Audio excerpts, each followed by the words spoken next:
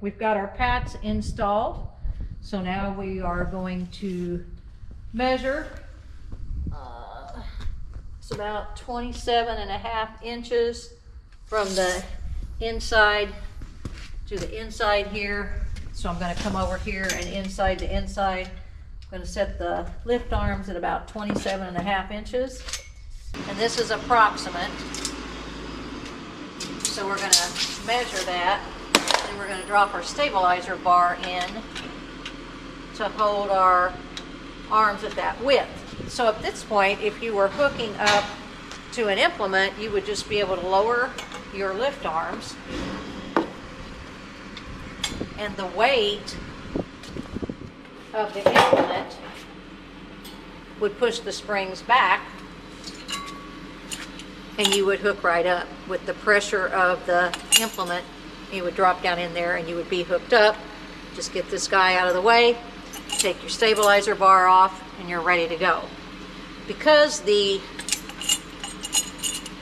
3-point is so light, we're just going to bring it over here,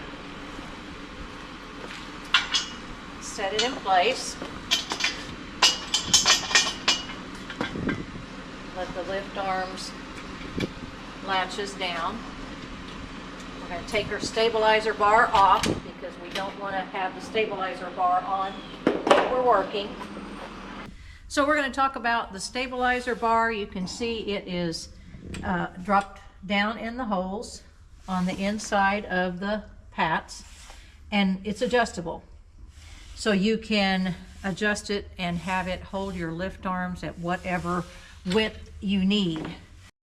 So you're going to measure the width of your implement that you're getting ready to hook up to. Measure your lift arms, get them at that width.